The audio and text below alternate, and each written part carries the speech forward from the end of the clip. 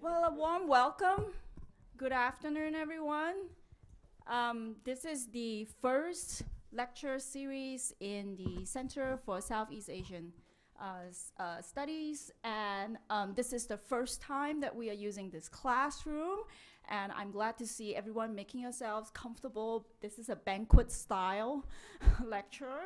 I am very, very pleased to welcome our speaker today. Professor Alice Evans is an assistant professor of development at King's College, London. She was previously a lecturer in human geography at Cambridge. And Professor Alice Evans works on global economic globalization, development, qualitative methods, and the new research that she's going to share with us today is the politics of governance reform in Vietnam. So let us welcome her warmly.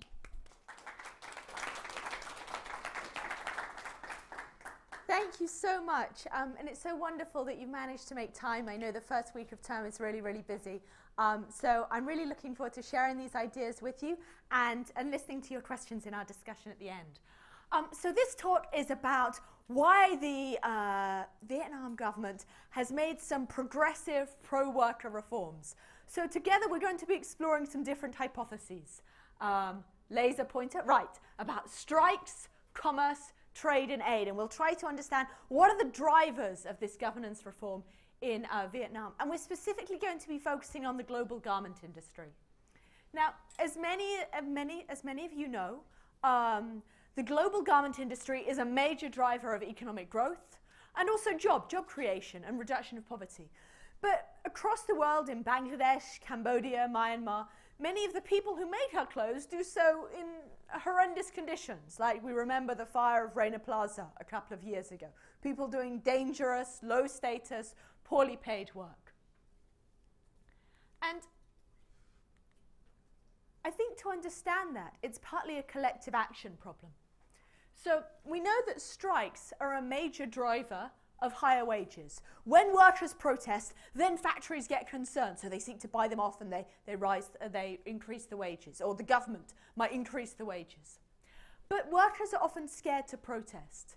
They're worried that if they speak out, if they mobilize, then they might get blacklisted and no one will employ them, or they'll lose their job. And these people are on precarious, insecure contracts. And if they become unemployed, then who'll support their families? And governments are often unresponsive. So even if workers do mobilize, the government might worry. So for example, if workers protest, then the government worries that, well, if we increase our minimum wages, then the factories will have to go elsewhere, because in order to retain the contracts from the buyers, they've got to keep the prices low. And why do the buyers push for low prices? Well, Nike, in order to be price competitive as compared to Puma or Adidas, I should say, they've got to be price competitive too. They've got to keep their costs down so that you'll favor Nike on Main Street. So everyone has these self-interested reasons to keep prices low. So what that creates is a situation of low wages, precarity, dangerous, unsafe work. So what can we do about it? Well, here's my little emoji of me being a little bit confused. What can we do? So here are the questions. What might enable more inclusive industrialization? How might governments and manufacturers come to promote more inclusive and more decent work for people? And what can we do here in the US, or for me in Britain, what can we do to ensure that our purchasing practices, our consumption, actually leads to better jobs rather than exploitation and degradation?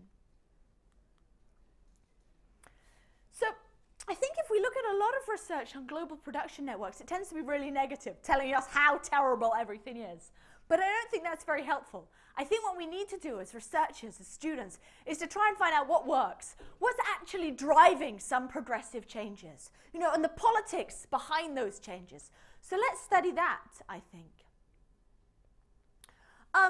So this relates to a sort of a wider body of work in aid that some of you might be familiar with if you're studying international development, is that increasingly in overseas development assistance, people are recognizing that we've got to talk about politics. You know, we can't just make recommendations to governments. We've got to understand, you know, what are the particular political drivers? Why do governments, what interests, what ideologies, what institutions are at play here? And there's also another set of work which says that in order to be effective, we've got to sort of work with the grain, if you're familiar with Brian Levy's work, or we've got to appeal to elite interests. Maybe that will help us. So what my research tries to do is to bring these two questions together. It tries to understand how politically informed aid fits with the larger macro context of political changes. Okay, so let's go to Vietnam, which I think is a really useful case study to test these questions that I've raised. Because in Vietnam, over the past 20 years, the Vietnamese Communist Party seems increasingly supportive of a higher minimum wage. So in 2006, the government mandated a huge increase in the minimum wage and incremental adjustments every year thereafter. It's also encouraged social dialogue between management and workers, so workers can air their grievances. It's also supporting collective bargaining, where workers across sectors, across factories, can push for better rights, etc. And, most interestingly, the authoritarian single-party state is now supporting, or over the past couple of years, has shown signs that it will support freedom of association, that is independent unions, because at the moment there's only one union federation allowed in Vietnam, just as there's only one union federation allowed in China. But the Vietnamese Communist Party has been talking about allowing freedom of association, independent unions. Why is that happening? Why is that happening? Okay, so what I'm going to do in this talk is explore two sets of things going on. One is these macro-level, major domestic and transnational pressures. So strikes, commerce, trade deals, and geopolitics. And then I'm going to also talk about aid interventions. What outsiders, such as the International Labour Organization, can do when they come in and they try to work with the grain, they try to appeal to elite interests. What can they do? How effective are these aid interventions? And which of the two is more powerful, and how do they interact? How do they complement each other?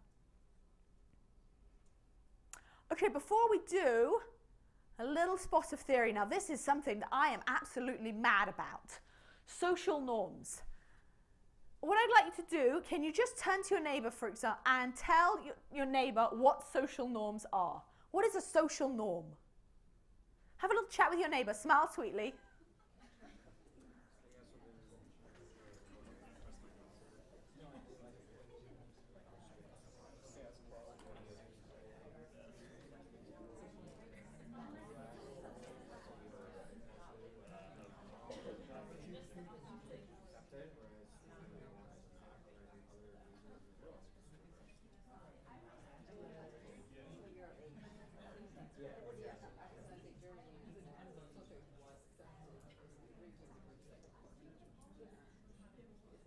Okay. Can anyone volunteer some suggestions of what you've been discussing at your table? What is a social norm? I'm absolutely not going to bite. Yes?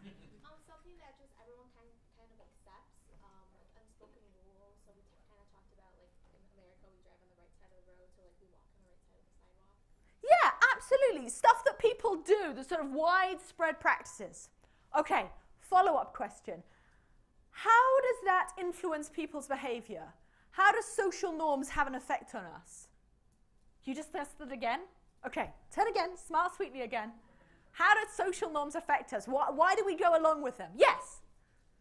Since everyone's doing them, I feel like people are afraid of, like, the consequences if they break outside the social norms, because it's not really seen very often. Yeah, absolutely, absolutely. So what I try to focus on is not the social norm itself, not the widespread practice, but our beliefs about what other people think and do. So it's our beliefs. So we think everyone supports driving on the left, for example. Or we think that people are tolerant of LGBT activism, for example. Or we think that everyone expects girls to wear high heels at parties, maybe. Those sorts of our expectations about what our peers accept, our expectations about what our parents want us to do, for example. And so we develop these norm perceptions through observation. Through walking along the street, I was like, oh right, Americans drive on the left. You know, I see it and then I understand what the social norms here. So by observing widespread practices, we come to understand what others think and do. And we realize, just as you say, that deviation will be unsupported. We worry that if we don't comply with these things, then people will reprimand us, they'll reproach us, they'll maybe give us less social respect, they'll be a little bit uneasy. And we don't want that. You know, we want people to like us, we want to go along with the flow. So, but the thing is, you only change your beliefs about norm perceptions when you see a widespread change. So you might have a situation where everyone goes along with something, not because they necessarily accept it, but because they don't want to piss off everyone else, or they think everyone else will be cross with them if they don't do it. You know, for example, homophobia in England persisted for a long time because everyone was scared to openly support it, because they thought no one would tolerate it. So everyone stays quietly repressive, for example. Or a woman might not put herself forward for leadership because she thinks that no one will accept her position. So this creates a huge coordination problem, because for the norms to change, people need to think that they'll be accepted by others. But people only think they'll be accepted by others if they see everyone else doing it. Conundrum. Okay. Okay, so bear that concept of norm perceptions in mind. So for my research methods, I went to Vietnam, I interviewed government officials, senior, junior, trade union leaders, donors, trade negotiators, ILO advisors, and NGO staff. And this is a really nice picture of Hanoi. So you can see a little person with their motorbike looking on to the city and the high-rise buildings. Okay, so let's, boom. Right, so now we're going to have a show of hands. So, you remember those things that I said that have been changing? The increase in the minimum wage, the freedom of association, the collective bargaining. Now I'd like everyone to vote for one of these options. You've got to vote once. So, is the thing that's driving it the donor program, where the donors have gone in and the donors have worked with the grain, they've been appealing to the government, and the ILO has this program where they monitor and advise factories on how to improve. And they've secured buy-in from the government. So one option is the aid program. Two option is the mass strikes, bottom-up pressure, terrifying the government. Three is the free trade agreements, Trans-Pacific Partnership. Four, thrown in a red herring here, geopolitics and South China Sea. Okay, so one, who's going to vote for the politically savvy aid intervention? You've got one nervous. She's worried about her norm perception. She doesn't want to be judged by others, yeah? Okay, what about strikes? Any hands for strikes? What's that, 3, 4, 5, 6 maybe? Okay, what about TPP? 2, 3, 4, 5, 6, 7, 8, 9. Okay, 9 for TPP. Okay, South China Sea. Wildcat. Okay, I think TPP won that. Okay, but let's have a look. Right. Okay, so strikes. So over the past 20 years in Vietnam, there's been an escalation of strikes.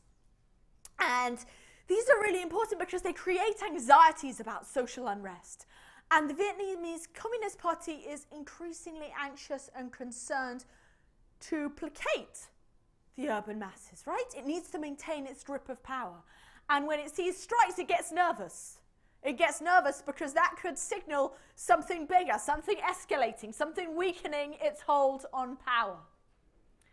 So what these strikes have done, and it was actually strikes in 2006 that led to the first government-mandated minimum wage. These strikes, they also foster debate and experimentation. So it's not like the Vietnamese Communist Party is a homogeneous organization. You know, there are different people with different views.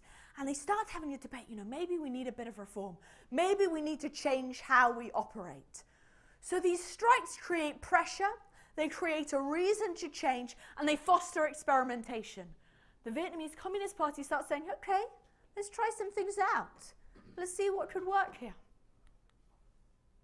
But even with all these strikes, the government's still very cautious. You know, it doesn't want to do anything too radical, because if it allows independent trade unions, for example, then who knows what might happen. I mean, the Vietnamese Communist Party is very well aware that that's how the Soviet Union fell. You know, in Eastern Europe, it was a lot of independent unions, so it's very worried that if it allows new power blocks, what might happen. So it's very anxious.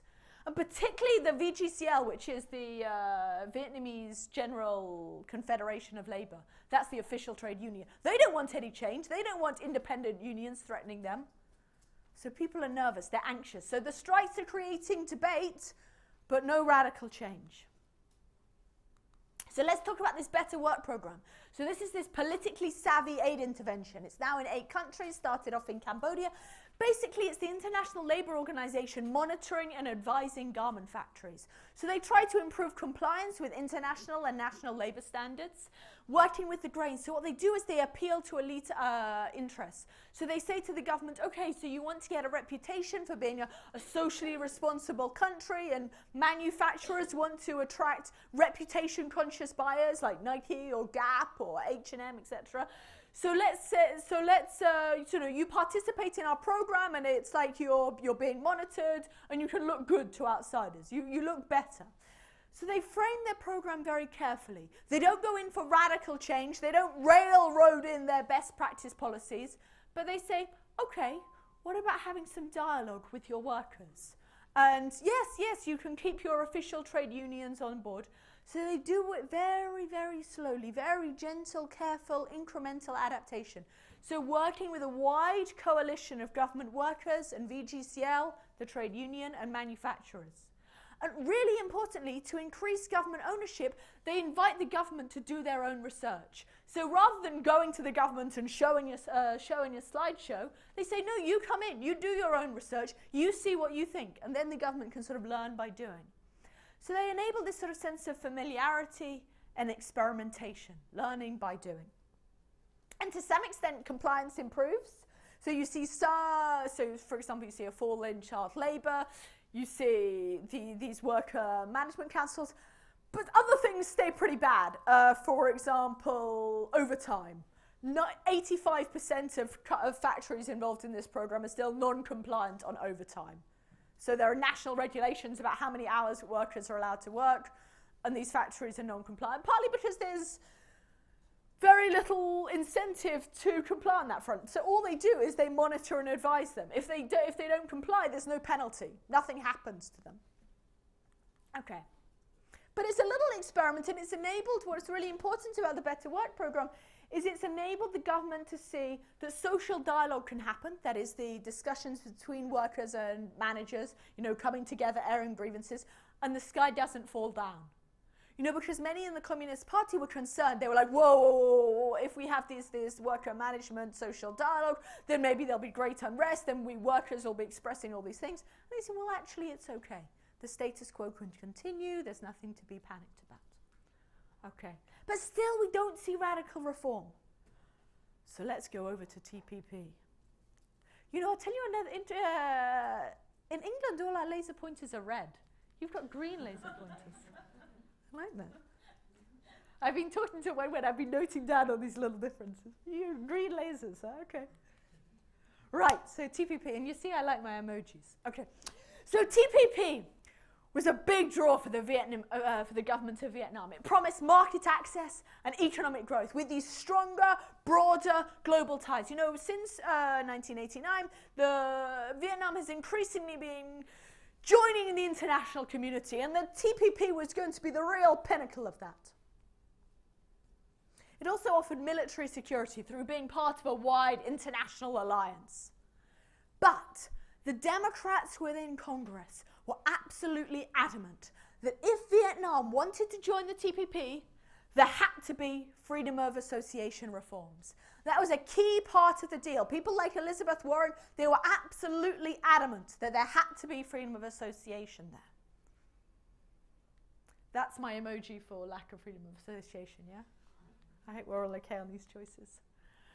Okay, so one of the VGCL officials, that's the trade union official, she says, in the past, no one could talk about the word. Without TPP, I think everything would be slow. Some people change their mind, but they feel they cannot do so because of the system. You know, remember we talked about norm perceptions. You know, some people were open to this idea of freedom of association, but they didn't want to speak out in favor of it because they thought everyone else would not support it. So this group, they really wants TPP, so their idea can be implemented. But even though TPP promised market access, promised greater economic growth, which the Vietnamese Communist Party was really, really keen on, some people were still worried. Some people in the Communist Party were resistant. They were very anxious about freedom of association and regime stability.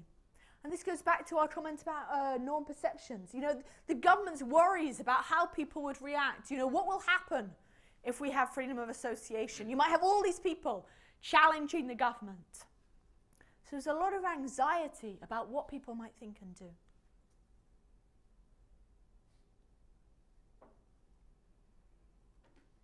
So still, we've got this idea of TPP and freedom of association, but not everyone's on board. South China Sea. Now, how could that possibly be relevant, you ask? Wow. Okay, so in 2014, China deployed an oil rig in the South China Sea, and this triggered widespread, violent protests right across Vietnam. People were lighting up factories, destroying buildings, huge, ferocious anti-China protests. And suddenly the government of Vietnam got really concerned.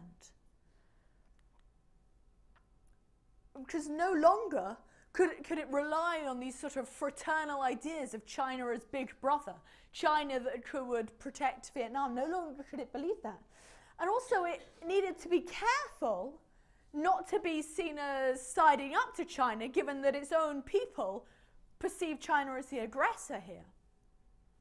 So reformists within the Vietnamese Communist Party use these geopolitical threats and domestic discontent to persuade skeptical conservatives that we've got to join TPP. We've got to deepen and broaden our international relationships. So we see our four drivers: the wildcat strikes, the pressure from global buyers, because it was global buyers telling people to join the Better Work program, and the trade conditionalities, and the geopolitical insecurity.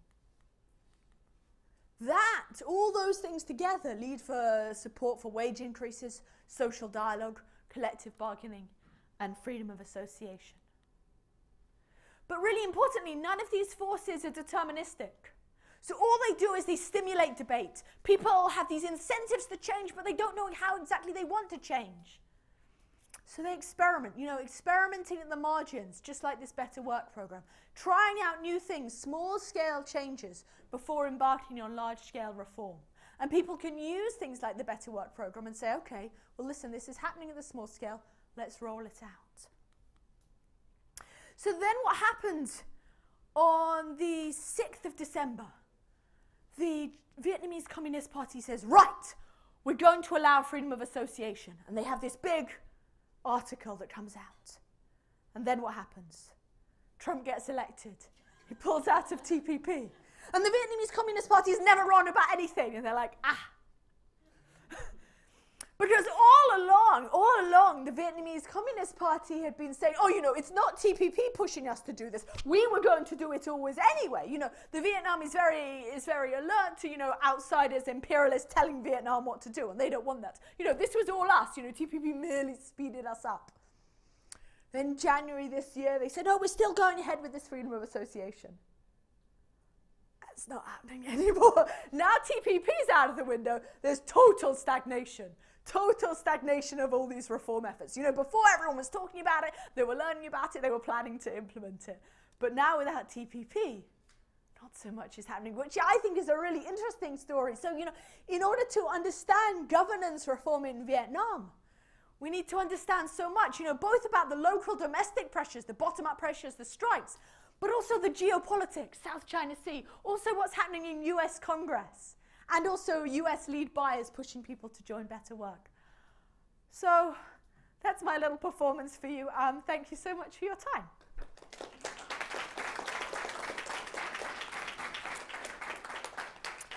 Does anyone have any questions? I have to bring her on the microphone because this is being recorded, so just wait till I bring you the microphone. Hey, thanks for the educational talk. A few questions.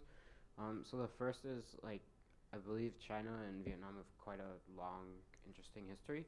So how much of this was from current geopolitics and how much of this was contributed by kind of past history? And then the second question is, we talked about the social norms. So there have been studies done either like just generally or in the Vietnam context for kind of what the critical mass is and how much it varies by what the particular issue is. So like, sorry, it's a lot, but like, for example, if it was like freedom of assembly or versus some other issue, would that critical mass threshold be different? Those are two really interesting questions, and I absolutely agree that we need to look at the longue durée. You know, to understand Vietnam's relationship with other countries, you know, it's not enough just to look at the past couple of years. You know, we can only understand Vietnam's animosity and reservation to being told what to do because of its long history of resistance to American imperialism, for example. And that same fraternal relationship with China has been cultivated over decades. But then well, centuries, in fact. But recently we see this slight shift. So I think, you know, understanding the two, understanding why the Vietnamese Communist Party were reserved to take action, it reflects centuries of connections and collaborations. And then the more recent events have sort of scuppered the works. Okay, so in terms of critical mass, I think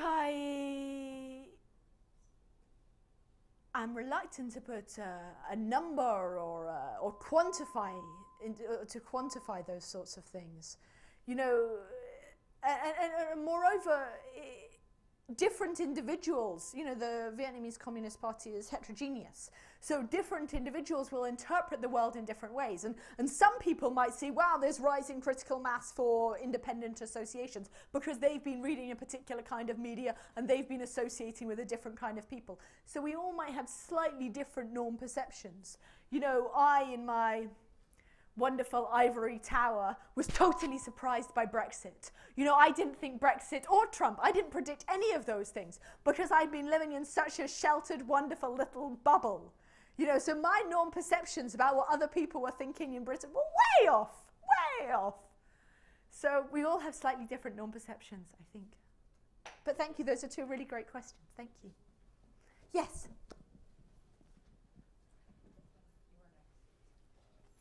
So this actually relates a little bit in terms of going back in history. Is there a difference in how the different generations look at this? Because, especially in Vietnam, because of the Chinese attempted invasion in 1979, and then versus today, where there have been, at least in the last 2 decades, a lot more connections between the two. How do perhaps the baby boomers versus the millennials, at least in terms of age, how do they differ in their view of this? That is a really interesting question that I didn't explore at all. But I think that's a really interesting point, you know, whether you'd see, I don't know. But I wish you would do that study and find out. Sure, I can take a look. Please do, and let me know. I'd be interested to find out.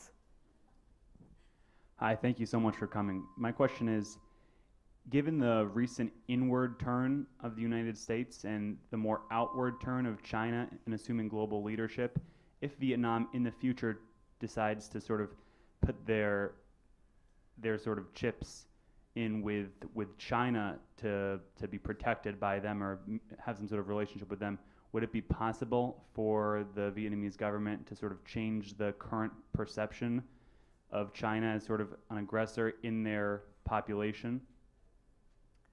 Well, I think my first point is, given that I couldn't predict either Brexit in my own country, I really try not to speculate about anything. You know, there's so much complexity. The more I understand about the world, the more reluctant I am to say anything about it. And I think there's so much complexity, I would be very reluctant to speculate. As for the Vietnam, I mean, so for example, with TPP at the moment, Australia, Japan, South Korea are still keen to continue with TPP, but it won't have the Labour chapter because that was very particular between the US and Vietnam. So there might still be this sort of international partnership, but without the freedom of association. Now, whether Vietnam will side up to China, I think there seems to be, my understanding at least, in Vietnam, there was strong resistance to being too fraternal with China and a distancing from that. That's a great question. I'm very reluctant to speculate. I can only try to explain the past, I think.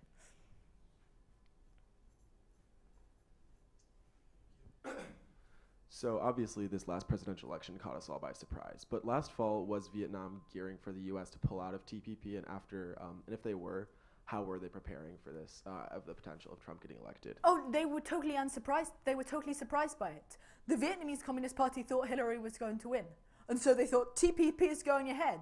So they were making massive progress on, so they were inviting the ILO to run all these workshops on freedom of association. Everything was getting lead. Everyone knew what it was going to do. Everyone was getting out, distorting it.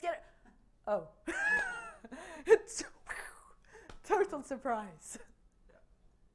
So they just had no expectation of Trump getting elected, and they just did not account for any of that potential, even if it was small? Not as far as I'm aware. All right, interesting. And in that respect, I'm much the same as the Vietnamese Communist Party. I think there's two questions over here. Thank you very much, Alice. To provide some context, could you tell us more about the Better Work program? Because that is actually really fascinating and exceptional, am I right? Right, okay, so I think this is one of the best interventions. Thank you, that's a great question. So I think it's one of the best interventions in the global garment industry.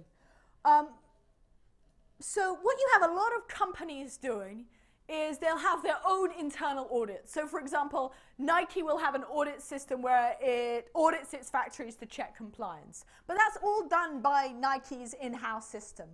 And it doesn't really change much, and there's no accountability.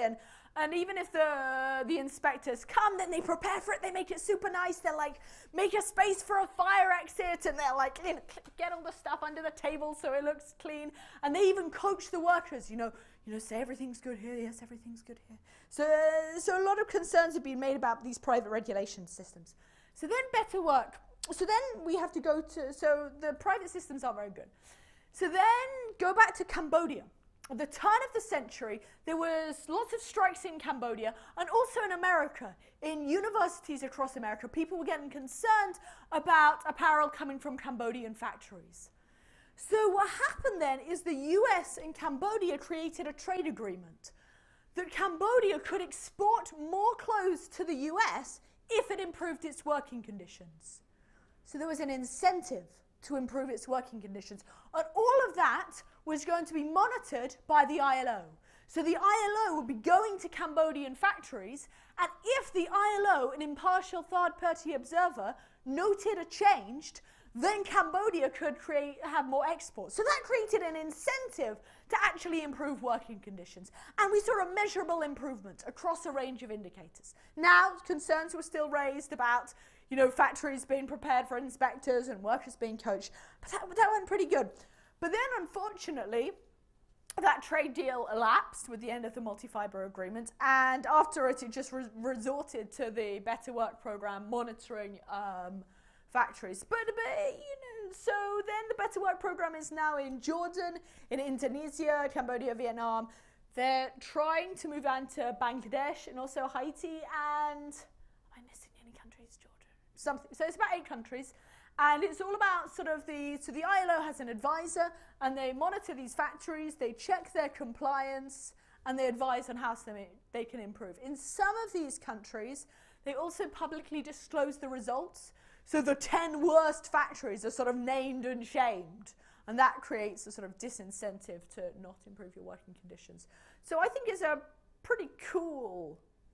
the Better Work program is better than the status quo, but as you can see from my analysis at least, is it doesn't really incentivize an improvement.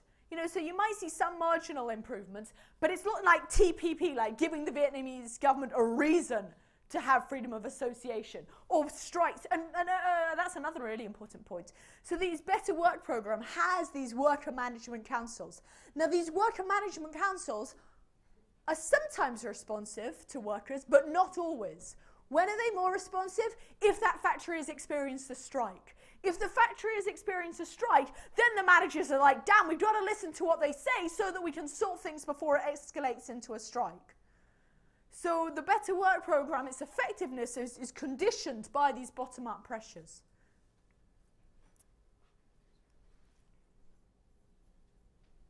These are such fabulous questions. What a treat. So I have a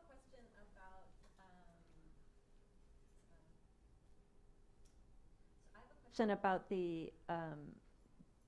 so once TPP went away, and you say the Vietnamese Communist Party or the trade union was no longer interested in pushing for freedom of association.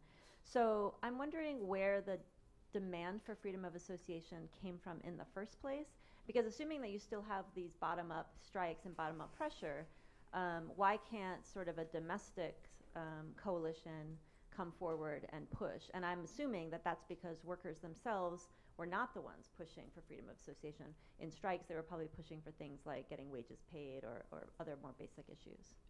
So, great question. So, really interestingly, in Vietnam, the Vietnamese Communist Party allows strikes because these aren't explicitly targeting the Vietnamese Communist Party. They're not targeting the regime, they're targeting factories. So they're expressing their discontent about factories, and that's fine because it's not threatening the regime. So local authorities will allow strikes to happen, and that's quite different to what happens in China. So they allow these strikes to happen. There was one case where workers actually protested a social insurance law, and they actually were protesting against the government, and then the government got worried. But for the most part, these workers are just pushing for better conditions rather than independent associations of trade unions. That said, there are some other people who are pushing for independent associations, and those people are not safe. You know, those people are beaten up, those people face police brutality, imprisonment, incarceration, killings, etc. So as long as you're not protesting the state, you're fine. So there is bottom-up pressure, and I think Vietnam, but there's also, you know, it's very dangerous to push for independent dissociation in Vietnam, incredibly dangerous. But you're fine if you're just your life is sort of fine. There's less police brutality as compared to Bangladesh or China. But that's a great question. So, yes, there is some pressure for independent associations within Vietnam, but because of norm perceptions, as I mentioned earlier, the perception that your life is in threat, you know, you face police brutality, your family is in danger, then people might be very nervous to express that. So we wouldn't really know the full extent of bottom-up demand because of that nervousness, that anxiety, those worries about what the government will do. Any other questions? So I'm interested in knowing a bit more, if you could clarify the relative weights and influence of the different drivers, because I'm wondering about the likelihood and depth of potential reform given the variable longevity and endurance of these different political drivers. So, you know, the TPP looked like it was going to be an enduring one, and then it disappeared. It's not, I don't know the details. I mean, I don't also know the strikes vis-a-vis the South China Seas. How enduring has that kind of driver been? And then, you know, the actual wildcat strikes versus these sort of the better work programs, right? So, you know, if the model of reform you're suggesting relies on a kind of unintended cascading kind of articulation of these, you know, what happens when some of them don't have much endurance and could disappear in a relatively short period of time? Are there other kinds of possible drivers that might emerge or could pick up in intensity? That's a really interesting question. So in terms of the relative weighting, I'd say the TPP is the absolute biggest thing. And we can see that because once TPP stopped, so did everything else. And so one, you can see that by looking at what happened to the after effects of TPP, and also looking at the strikes. You know, before TPP came on the table, the strikes were incentivizing these incremental reforms, but there was very little talk of freedom of association. So they wanted to fix the strikes because strikes were threatening productivity. You know, if you've got workers striking, then how can you guarantee that you'll get an order done by Friday? So strikes, so factories, particularly in the industrialized area of South Vietnam, they really wanted to sort the strikes. And that's where you saw a lot more experimentation in South Vietnam. So that's another point that I didn't mention. There's huge geographical diversity within Vietnam. So South Vietnam, which was, which previously had independent associations, in the 50s, 60s, that area, and which is now much more heavily industrialized, and which has a greater shortage of labor. So because there's so much industry in South Vietnam, workers, if they don't like their deal in one factory, they can go to another factory. So, weapons of the weak. They can use exit, and that threat of attrition encourages factories to be more amenable. They create better deals so they can secure their labor force. So in South Vietnam, you see a lot of experimentation, a lot of openness to reform. Partly because of the economic incentives, but also the sort of the ideology of the area, that it's historically been more open, etc., as compared to North Vietnam, which was much more conservative, much more based in the single-party system. So I think that's an important point, recognizing the diversity. Now, without TPP, what's likely to happen? Again, you're asking me to speculate, and I am very reluctant to do that because I'm always wrong. And the South China Sea was only, indirectly important in getting people to be more open to TPP. But I would just say TPP. That's the number one thing. Number one, I would say. And then, the strikes coming into that. The Better Work isn't an incentive. But what the Better Work program did is although it didn't motivate reform, although it didn't give a reason for reform, it did shift norm perceptions. The people within the Communist Party saw, okay, we can have social dialogue, and that's fine. The sky doesn't fall down. Sort of, placating these anxieties is really important in a sort of slightly anxious authoritarian regime. Sorry, I failed to answer your question. Any other questions? Yes.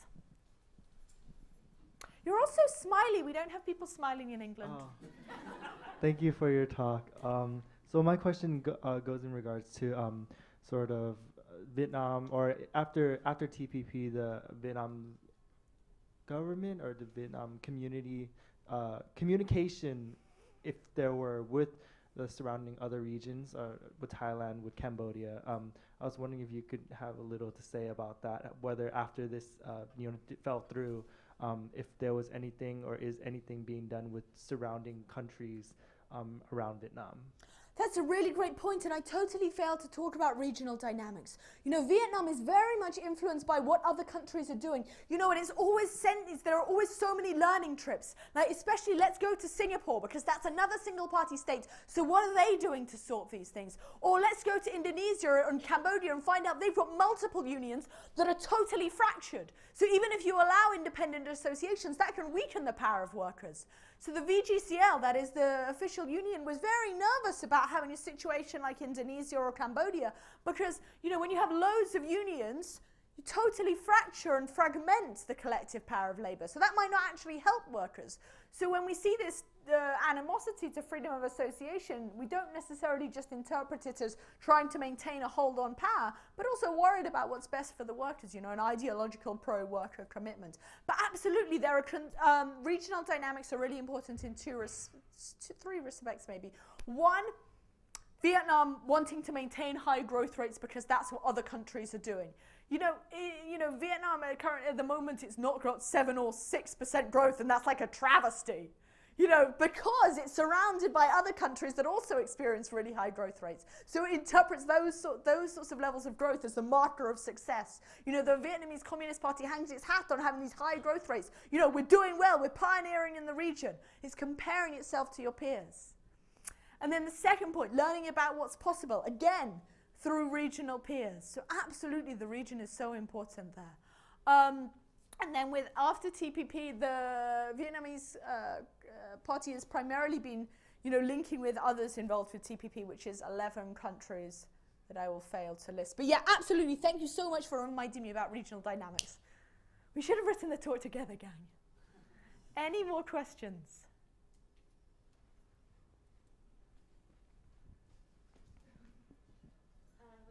Follow-up question about Better Work, because Yes. it is such a fascinating Yes. program that I feel like it's deserving of a longer discussion. Sure.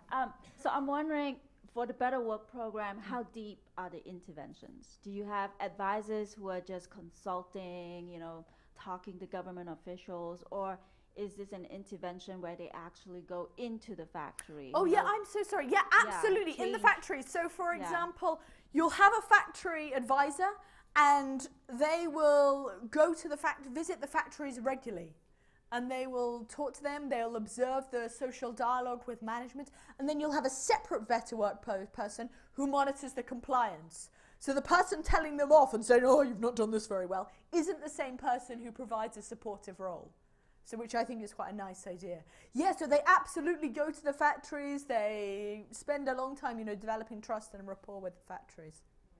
Do you see the program having an influence on government officials or factory managers or workers? Do they actually directly influence workers?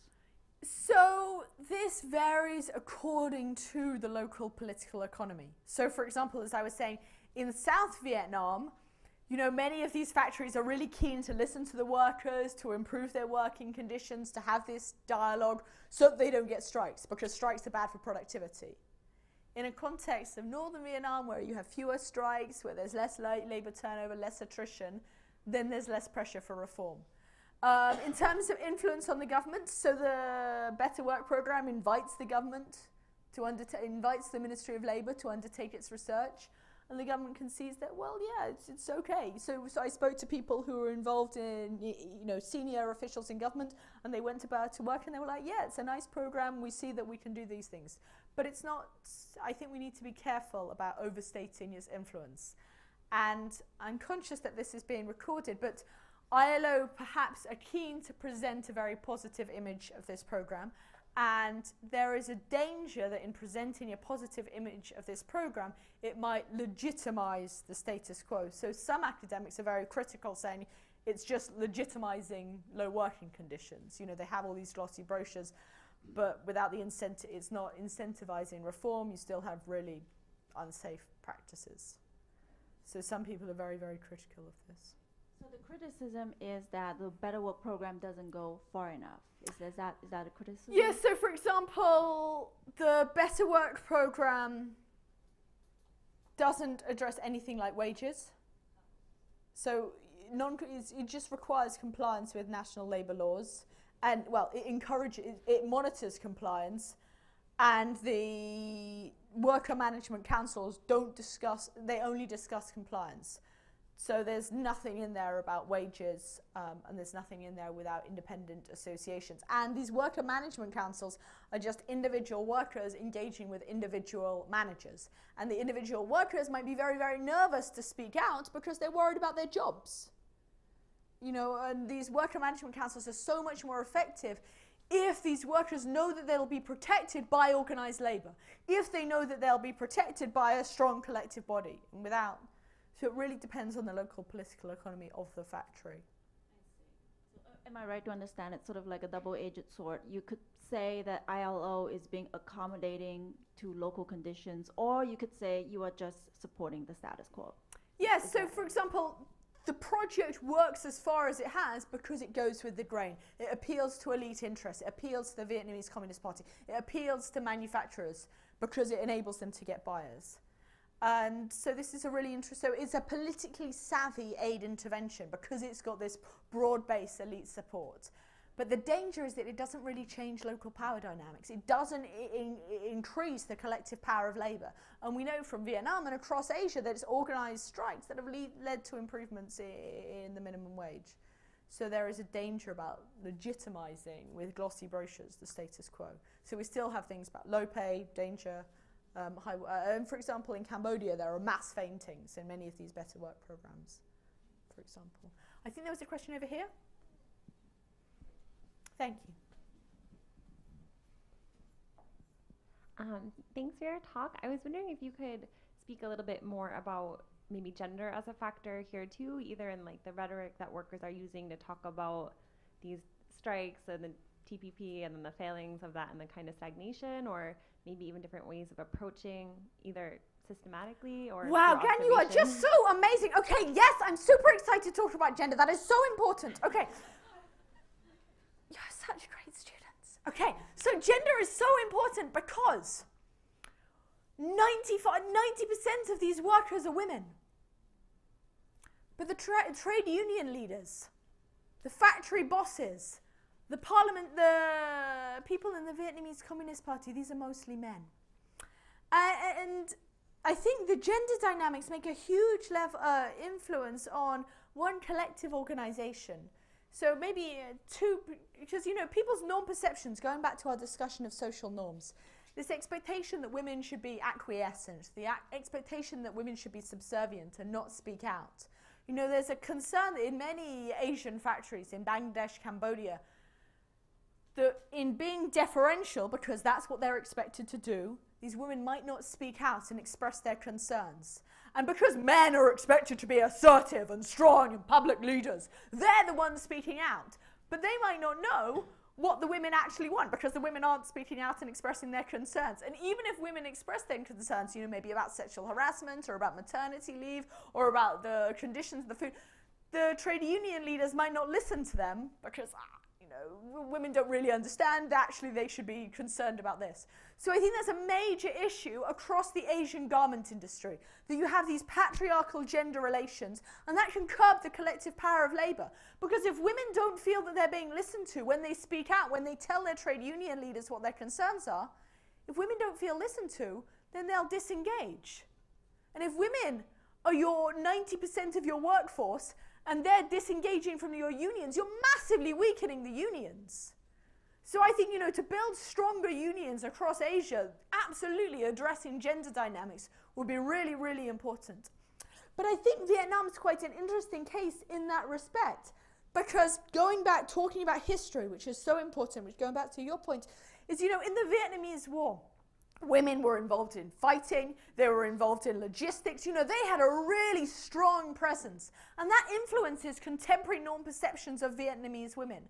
And I think that might explain why maybe factory owners and manufacturers and governments is slightly more concerned about the threat of these women as compared to, say, Bangladesh. In Bangladesh, where there's this expectation that women should be subservient and meek and that women can't really do much, the government might be less concerned about the threat of masses of women. They're just poor, illiterate women, what can they do? But in Vietnam, maybe there's a slightly different norm perception of what these women can do because of these historical experiences. So I think that's a really excellent point. Thank you so much. Again, there's a lot I skated over, but I think you really held me to account here. Thank you. Any more questions?